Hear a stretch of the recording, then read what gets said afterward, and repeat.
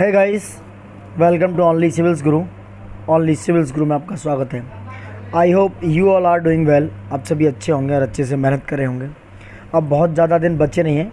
10 अक्टूबर का आपका एग्ज़ाम है यूपीएससी का, और बाकी का 24 अक्टूबर का है आपका स्टेट पीसीएस।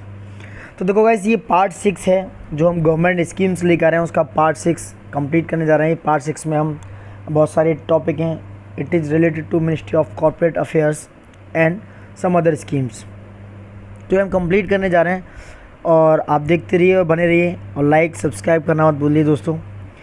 और बाकी का तो आप जानते ही हैं, अच्छे से मेहनत करिए। बाकी ऑल द बेस्ट अभी से आपके लिए। देखो, ये जो स्कीम है न्यूज़ में है, MCA 21 प्रोजेक्ट, ये क्या है? तो I will tell you about that. MCA 21 जो है, it is the first mission mode e governance project. ये फर्स्ट मिशन मोड है ई गवर्नमेंट प्रोजेक्ट का under the government of India, and it have enabled the easy and secure access of MCA services. MCA stand for Ministry of Corporate Affairs. तो ये easy और secure access कराएगा जो भी MCA services से related हैं, जिसके अंडर में है, चाहे वो कॉर्पोरेट एंटिटीज़ हैं या प्रोफेशनल्स हैं या सिटीजन ऑफ इंडिया हैं। At this time the financial year 2021 and 22 MCA 21 3.0 would be launch. तो ये जो फाइनेंशियल ईयर है 2021-22 का, इसमें MCA 21 को जो 3.0 है उसको लॉन्च किया है। ये एक ऐसा टेक्नोलॉजी ड्रिवन प्रोजेक्ट है जो इन्विजन करेगा किसको? To strength enforcement, promote ease of doing business, यानी कि आपके बिजनेस को प्रमोट करेगा, एनहेंस करेगा आपके एक्सपीरियंस को, मजबूती देगा, और बहुत सारी फैसिलिटीज़ कराएगा जो इंटीग्रेशन है आपका, या कुछ रेगुलेशंस हैं वगैरह वगैरह। सो ये इन चीज़ों से रिलेटेड है। और एडिशनल कुछ चीज़ें हैं, ई एजुकेशंस में ये हेल्प करेगा, ई कंसल्टेशंस में, या किसी भी कंप्लाइंस मैनेजमेंट सिस्टम में, या किसी MCA लैब में ये क्या करेगा? आपको हेल्प करेगा। ठीक है, तो MCA lab it will consist of corporate law expert. MCA lab में कौन होंगे? कॉर्पोरेट लॉ एक्सपर्ट्स होंगे जो हेल्प करेंगे किसमें? MCA में, to ensuring the correctness of results produced by these key modules in view of the dynamic corporate ecosystem. So these corporate law experts will help you under the MCA and will help you MCA in ensuring the correctness. And it will also have a cognitive chatbot, enabled help desk, यानी कि help desk होगी, mobile apps होंगे, and interactive users dashboards to enhance user experience using UI and UX technologies and seamless data dissemination through API. API stand for these things. ठीक है guys, तो ये क्या करेगी? आपको एनहेंस करेगी, एनेबल करेंगे, हेल्प करेंगे एक डेस्क के थ्रू या मोबाइल ऐप के थ्रू। तो ये सारे MCA 21 प्रोजेक्ट के पार्ट हैं। अब देखते हैं दूसरा, LLP सेटलमेंट स्कीम 2020 क्या है? तो LLP जो है ये अलाउ करेगी वन टाइम कंडोनेशंस ऑफ डिले, यानी कि एक टाइम अगर आप डिले करते हैं, कंडोनेशंस ऑफ डिले करते हैं to the defaulting limited liability partnership में। किसमें? अगर कोई भी डिफ़ॉल्टेड लिमिटेड लाइबिलिटी पार्टनरशिप है और उसको कंप्लीट करेगी, जो पेंडिंग कंप्लाइंसेस हैं, जो उसकी पेंडिंग शिकायतें हैं, उसको कंप्लीट करेगी। LLP का मतलब है लिमिटेड लाइबिलिटी पार्टनरशिप्स, एंड उसके without payment of any additional fees, बिना पेमेंट के, बिना एडिशनल फीस के, ड्यूरिंग द मोराटोरियम पीरियड। किसमें? मोराटोरियम पीरियड के दौरान।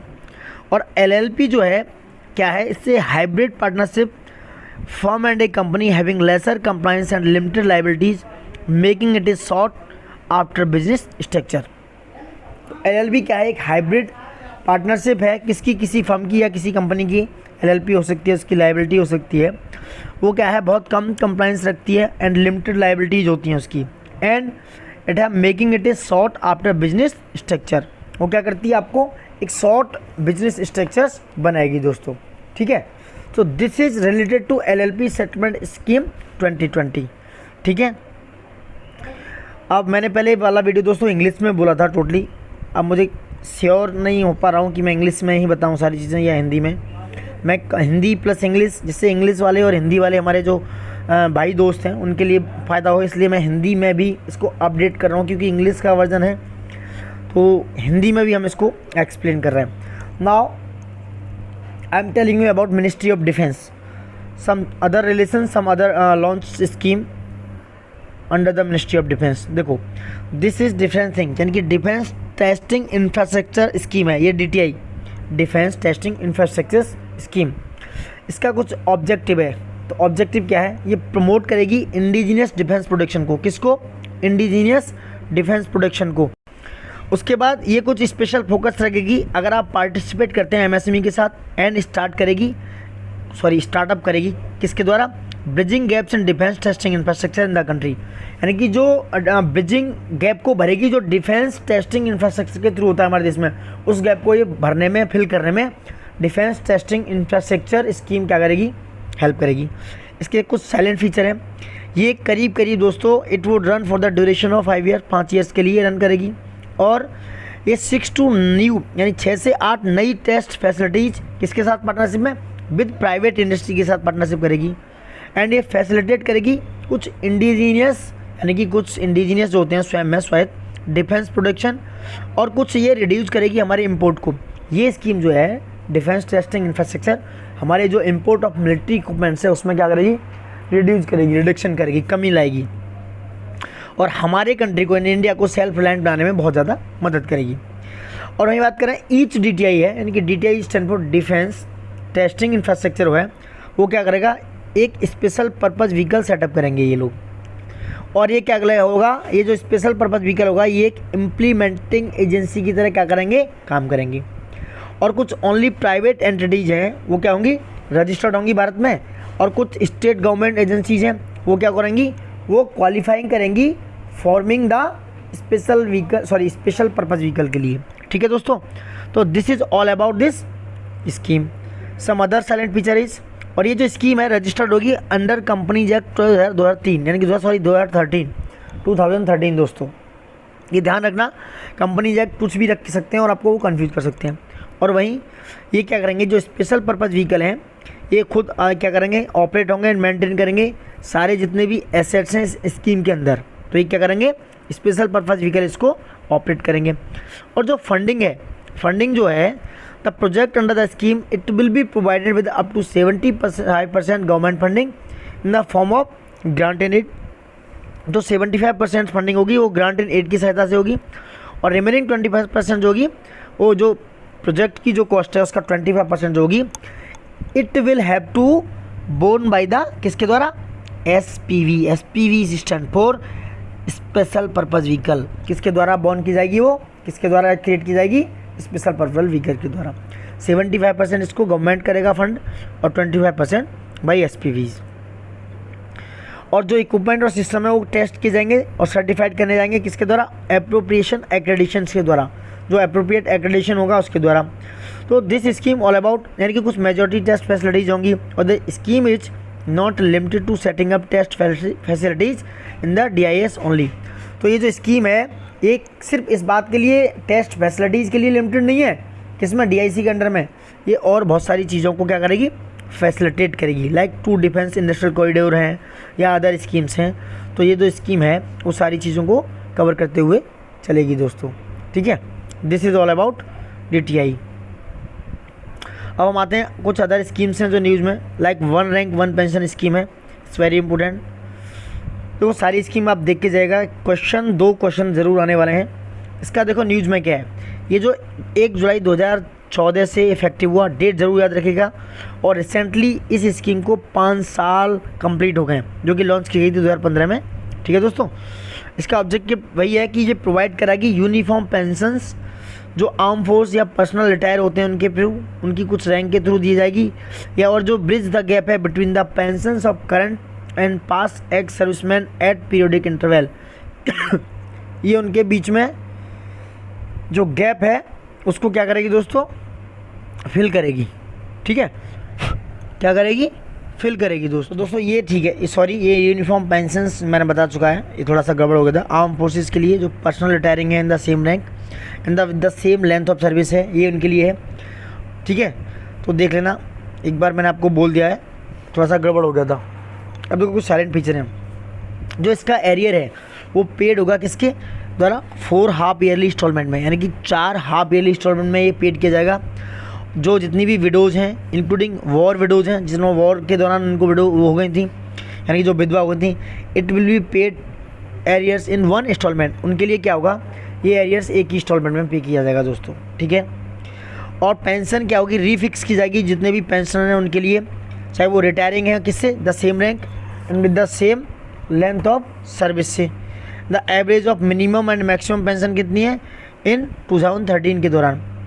और जो वॉलंटरीली रिटायर हुए हैं, it will not be covered under the one rank one pension scheme. ये ध्यान रखना दोस्तों, जिन्होंने वॉलंटरी रिटायरमेंट लिया है वो इसके अंडर में कवर नहीं होंगे। और अगर फ्यूचर में देखा जाए तो ये it would be refix every 5 year, वो हर 5 साल पे क्या होगी, रीफिक्स की जाएगी स्कीम, ठीक है दोस्तों। And before one rank one pension scheme जो है, ex serviceman use to get pension as per the day commissions recommendation of time when they had retired. तो ये जो स्कीम है वो क्या होगी, one rank one pension scheme से पहले ये जो है एक्स सर्विसमैन है वो क्या करेंगे, अपनी पेंशन को किसके हिसाब से, as per the pay commission जो रिकमेंड करेगा उसके हिसाब से उनको दी जाएगी आफ्टर रिटायरमेंट, ठीक है। तो ये था all over that one rank one pension scheme के बारे में दोस्तों। अब देखते हैं मिनिस्ट्री ऑफ अर्थ साइंस का, इट्स वेरी इंपॉर्टेंट, बहुत सारी स्कीम्स हैं इसके बारे में, तो देखते हैं क्या है। ये एटमॉस्फेयर एंड क्लाइमेट रिसर्च के बारे में है, इसका modelling observing system and service, यानी कि इसको बोलते हैं across. Across stand for atmosphere and climate research modelling observing system and services. तो ये जो स्कीम है रिसेंटली रिव्यू की गई थी किसके द्वारा, ministry of earth and science के द्वारा, ठीक है। किसके द्वारा, ministry of earth and science के द्वारा। इसके कुछ ऑब्जेक्टिव एंड साइलेंट फीचर देखते हैं। तो देखो, अगर देखा जाए रिसर्च एंड डेवलपमेंट में for improving forecast of weather, यानी कि अगर आपको इम्प्रूव करना है वेदर, यानी कि जो मौसम है, climate and other hazardous events हैं, because of real time delivery पे and reliable weather and climate service के बारे में पता करना है, ये उसके ऑब्जेक्टिव के लिए है। और कुछ ऑगमेंटेशन ऑफ ऑब्जर्वेशन है, like assimilation into weather and climate models, उसको एगोमेंट करना है, या अंडरस्टैंडिंग द फिजिकल प्रोसेस के बारे में पता करना है, या developing and running the high resolution models for giving forecast in all scales, यानी कि जितनी भी फोरकास्ट होगी, फोरकास्ट स्टैंड फॉर भविष्यवाणी जिसे कहते हैं, यानी कि उसको डेवलप करना है ऐसा रनिंग सिस्टम जो हाई रिजोल्यूशन मॉडल पर काम करेगा, जो हाई रिजोल्यूशन के बारे में, हाई वेदर कंडीशंस के, हाईली रिलायबल वेदर कंडीशंस के बारे में बताएगा। ये उस स्कीम का ऑब्जेक्टिव है। अब हम साइलेंट फीचर देखते हैं। एक अम्ब्रेला स्कीम है जो लॉन्च की गई थी 2017-2020 के दौरान, ठीक है दोस्तों, याद रखना। तो देखो ये क्या क्या है, रिसर्च एंड डेवलपमेंट को कवर करेगी। ये ऑपरेशनल एक्टिविटी जो होंगी वेदर पर या कोई भी क्लाइमेट रिलेटेड फिनोमेना होगा, उस चीज़ों को ये क्या करेगी, कवर करेगी, ये जो स्कीम है दोस्तों, ठीक है। और ये इम्प्लीमेंटिंग किसके द्वारा होगी, ये वेरी इंपॉर्टेंट है, एक पीरियड इसका याद रखना है इस स्कीम का, ये पूछी जा सकती है। IMD जो है इंडियन मेट्रोलॉजिकल डिपार्टमेंट, ये इसकी इम्प्लीमेंटिंग एजेंसी है। और Indian institute of tropical metrology जो पुणे में है, जिसको बोलते हैं IITM, ये इसको इम्प्लीमेंट करेगी, ये मिलकर इम्प्लीमेंट करेंगे। और third one is national centre for medium range weather forecasting, ये एजेंसी जो क्या करेगी, इसको इम्प्लीमेंट करेगी, ठीक है। तो ये 3 एजेंसियां हैं जो इसको इम्प्लीमेंट करेंगी। First one is IMD which stand for Indian meteorological department, second is NIITM Pune, Indian institute of tropical meteorology, third one is national centre for medium range weather forecasting NCMRWF। And इसके अंदर में क्या है, 9 sub scheme under the across with are as follows. Across के अंदर में 9 सब schemes हैं जो इससे रिलेट करेंगी, इसके अंडर में काम करेंगी। तो वो सब स्कीम कौन सी हैं, आई विल टेल यू दोस्तों। देखो हम अच्छी मेहनत कर रहे हैं दोस्तों, आप प्लीज़ लाइक सब्सक्राइब कमेंट, या इतनी मेहनत कर रहे हैं दोस्तों, आप प्लीज़ लाइक सब्सक्राइब कमेंट करना मत भूलिए दोस्तों, इतना तो बनता है। देखो जो स्कीम है एक्रोस के अंडर में, जो 9 स्कीम है, सब स्कीम वो बताते हैं। जो नंबर 1 स्कीम है commission of polarimetric Doppler weather radar है, जिसे बोलते हैं DWR, डॉपलर वेदर रडार्स। ये भी क्या है, IMD इसको इम्प्लीमेंट करता है, इंडियन मेट्रोलॉजिकल डिपार्टमेंट। ये कमीशन है जो डॉपलर वेदर रडार्स हैं, वो हमारे वेदर के क्लाइमेट के बारे में बताती हैं।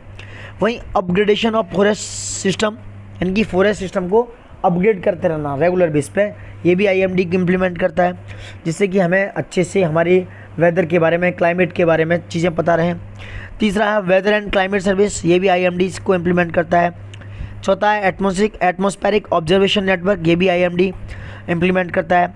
पांचवा है numerical modelling of weather and climate, ये भी क्या है ये, लेकिन दोस्तों NCMRWF इसको इम्प्लीमेंट करता है। याद रखना क्योंकि पूछ सकते हैं कि this scheme is implementing by this one, तो IMD दे देंगे या IITM दे देंगे या NCMR, तो आप यहाँ कन्फ्यूज हो सकते हो।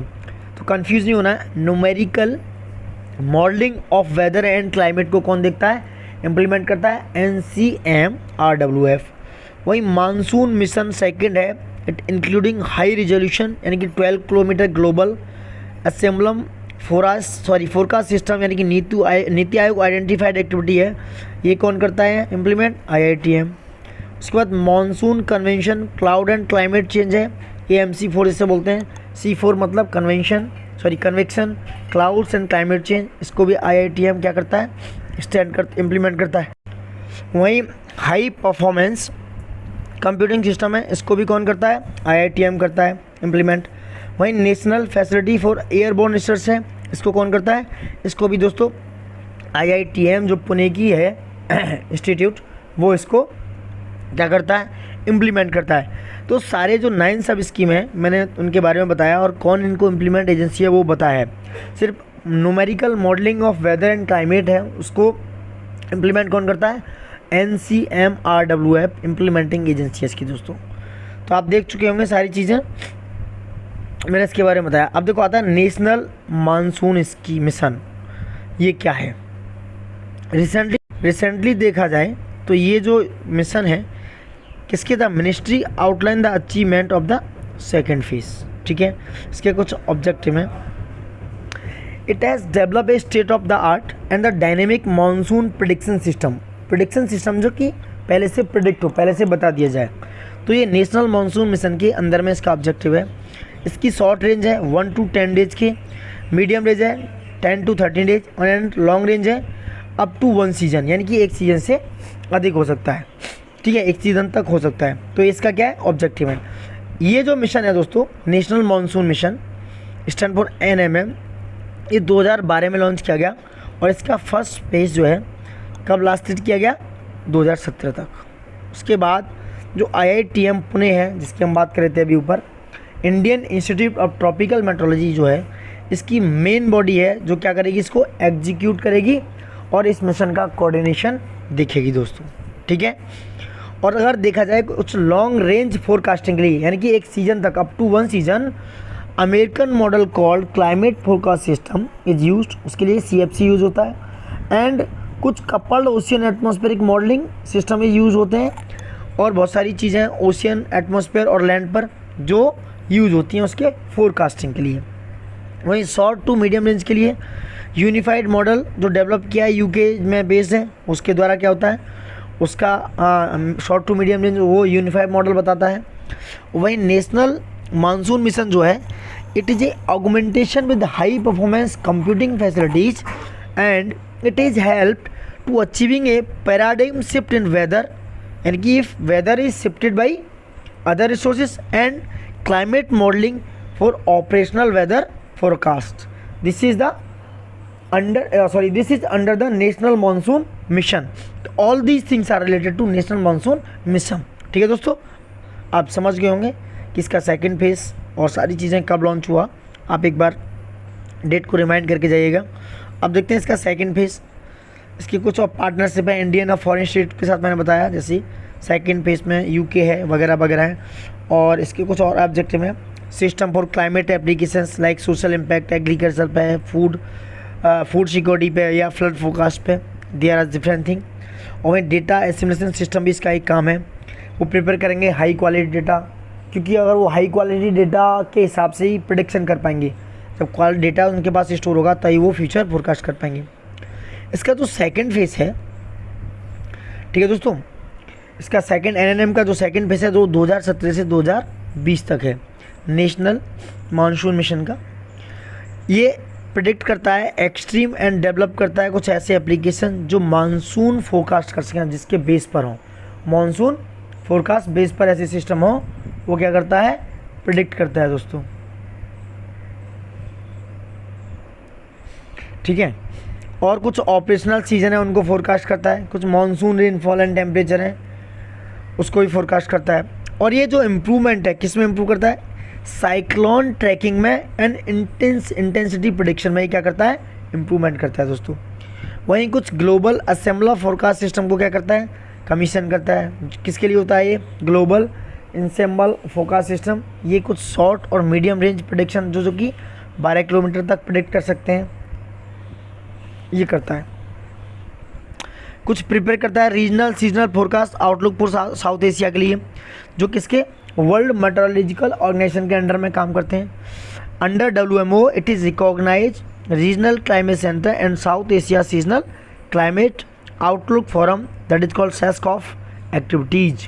तो ये प्रिपेयर करते हैं किस किस के लिए, रीजनल सीजनल फोरकास्ट आउटलुक के लिए, जो साउथ एशिया अंडर WMO में काम करते हैं। वहीं देखो development of an algorithm to monitor, किसके लिए, और जो एल्गोरिथम होती है उसको मॉनिटर करने के लिए एंड प्रोटेक्ट करने के लिए, वही मानसून इंट्रा सीजनल ऑसिलेशन से मिसो बोलते हैं, ऐसे मैडन जूलियन ऑसिलेशन बोलते हैं, उसकी कुछ एक्सटेंडेड रेंज होती है, उसके लिए ऐसा एल्गोरिथम तैयार करते हैं।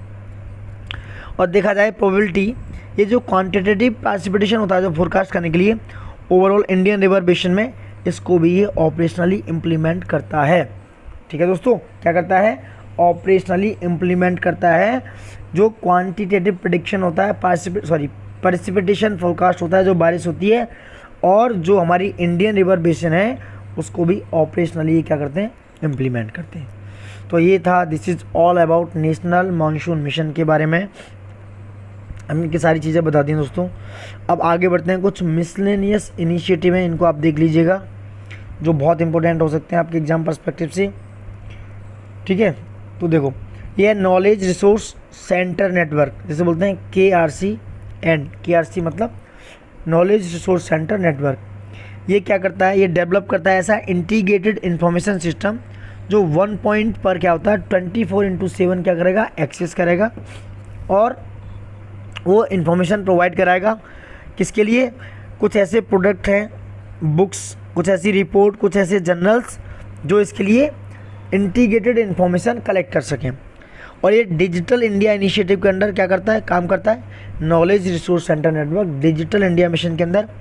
और कुछ ट्रेडिशनल लाइब्रेरीज हैं जो मिनिस्ट्री ऑफ अर्थ साइंस की हैं, ये क्या करेगा, उनको it will B upgraded into knowledge resource centre, तो ये उन लाइब्रेरीज को KRC में क्या करेगा, अपग्रेडेड करेगा, ये इसका काम है। ठीक है दोस्तों।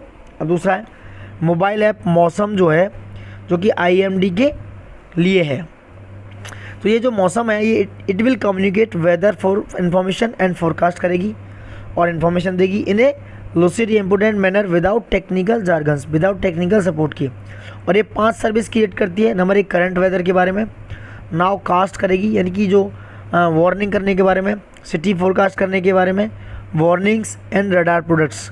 ये 5 सर्विस क्या करता है, मौसम जो है मोबाइल ऐप ये बताता है इन 5 सर्विसेज को। Number 1 current weather, number 2 nowcast, तीसरा है सिटी फोरकास्ट, और चौथा है वार्निंग एंड रडार प्रोडक्ट्स के बारे में। दिस इज मोबाइल ऐप मौसम।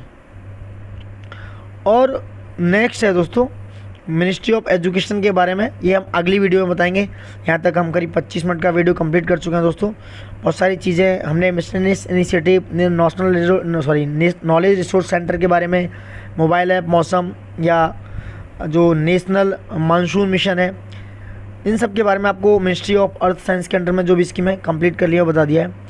और आप देखते रहिए, बने रहिए। Please like, subscribe, comment, share करना मत भूलिए। हम इतना एफर्ट डाल रहे हैं दोस्तों आपके लिए, प्लीज़ इतना तो बनता है कि एक लाइक, एक सब्सक्राइब और एक कमेंट तो कर सकते हैं हमारे लिए। Thank you for watching it and love you all guys. Thank you for watch, thank you guys.